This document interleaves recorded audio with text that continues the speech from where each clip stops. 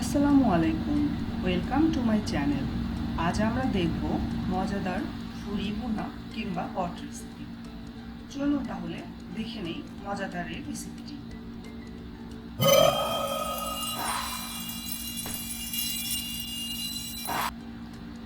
আমি এই ইনগ্রেডিয়েন্টগুলো ব্যবহার করব। এর জন্য আমি ফুরিটাকে সুন্দর করে প্রসেস করে নিয়েছি এবং কুচি কুচি করে কেটে নিয়েছি। এখন একটি পাত্রে আমি 1.5 কাপ পরিমাণ তেল নিয়ে নিলাম। যেহেতু আমি ফুরিগুলোকে চর্বি সহ প্রসেস করে নিয়েছি, এই কারণে আমি বেশি তেল ইউজ করলাম না। আপনারা যদি চর্বি সহ ব্যবহার না করেন তাহলে তেলের পরিমাণ বাড়াবেন।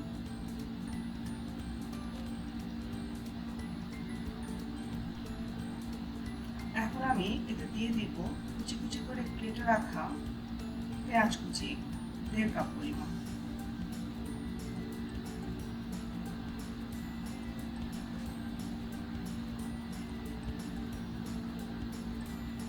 আরও দিয়ে দিব 2 টেবিল চামচ পরিমাণ আদা রসুন বাটা।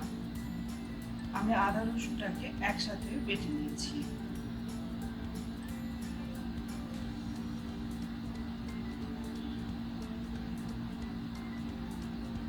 দিয়ে দিচ্ছি 2টো বড় এলাচ, 5-6টা ছোট এলাচ, 2 টুকরো দারুচিনি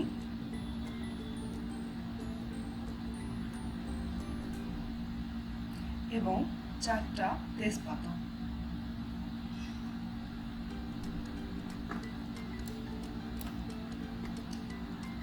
এ পর্যায়ে দিয়ে দিচ্ছি 2 চা চামচ হলুদ গুঁড়ো,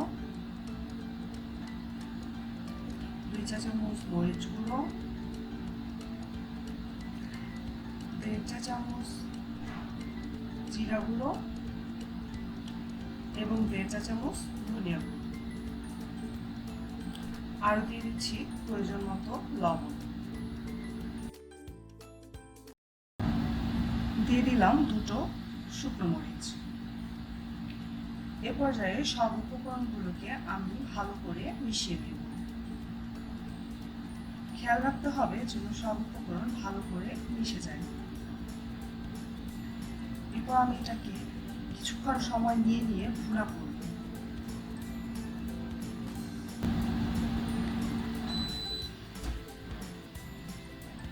মুড়িগুলোকে ভালো করে কষিয়ে নিতে হবে, সেজন্য আমি 10 মিনিট পর্যন্ত এটাকে কষিয়ে নিব অল্প আঁচে।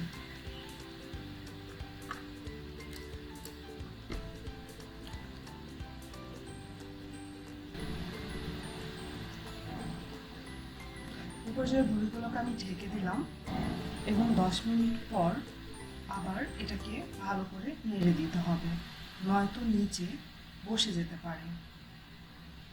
এভাবে একইভাবে বারবার সময় নিয়ে অল্প আঁচে মুড়িগুলোকে ভুনা করে নিতে হবে, তাহলে এর গন্ধটা আর থাকবে না। যদি আপনারা সাথে সাথে এটা খেতে চান তাহলে অবশ্যই বারবার কষিয়ে নিতে হবে।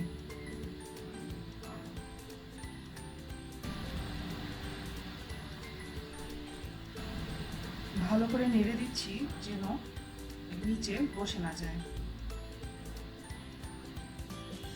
আমি কোনো এক্সট্রা পানি এই পর্যায়ে পর্যন্ত অ্যাড করিনি। আবার 10 মিনিট পর ফিরে এসেছি। দেখতেই পাচ্ছেন কত সুন্দরভাবে কষানো হয়ে গেছে, কিন্তু আমি এটাকে আরও একবার কষিয়ে নেব। পানি দেওয়ার আগে এভাবে বারবার কষিয়ে নিলে গন্ধটা একেবারেই থাকে না।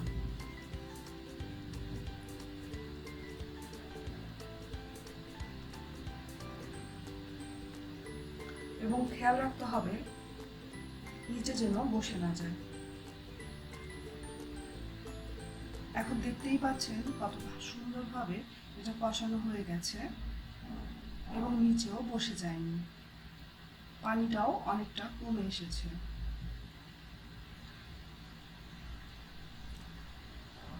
এই পর্যায়ে আমি এটাকে ভালো করে নেড়ে দিচ্ছি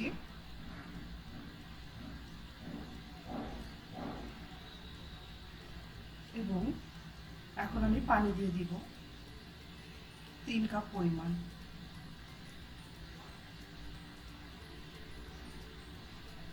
পানি দিয়ে ভালো করে নেড়ে নিচ্ছি। পানিটা আমার কাছে একটু কম মনে হয়েছে, এই কারণে আমি আরও হাফ কাপ পরিমাণ পানি দিয়ে দিচ্ছি।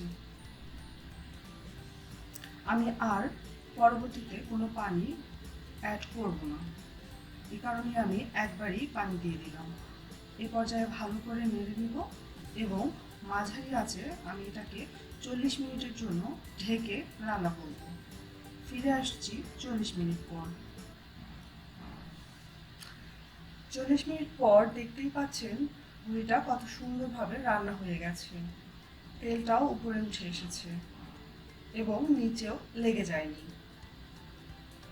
এ পর্যায়ে আমি এটাকে ভালো করে নেড়ে দিচ্ছি এবং এর সাথে কিছু কাঁচামরিচ অ্যাড করে দেব। আমার কাঁচামরিচের ফ্লেভারটা ভালো লাগে, এই কারণেই আমি কাঁচামরিচ অ্যাড করছি। এ পর্যায়ে আমি একেবারেই মৃদু আঁচে এটাকে কিছুক্ষণ ধরে কষিয়ে নিব। দেখতেই পাচ্ছেন ভুড়িটা কত সুন্দরভাবে রান্না হয়ে গেছে এবং এর মধ্যে এক্সট্রা কোনো পানি দেখা যাচ্ছে না। যেগুলো দেখা যাচ্ছে এটা আসলে ভুড়ির চর্বি এবং তেল।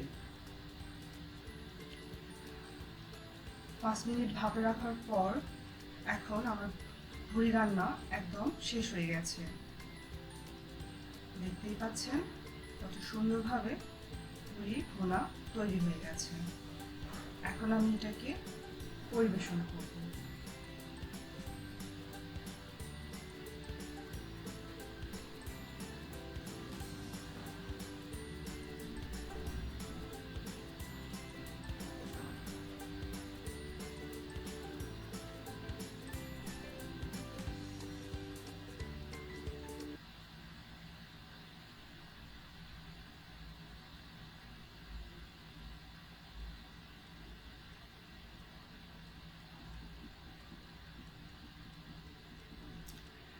তৈরি হয়ে গেছে মজাদার ভুড়ি ভুনা কিংবা পট রেসিপি।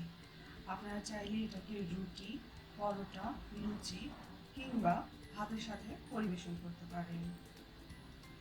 অবশ্যই আমার রেসিপিটা আপনারা ট্রাই করবেন এবং কমেন্ট সেকশনে জানাবেন আমার রেসিপিটা আপনাদের কেমন লেগেছে।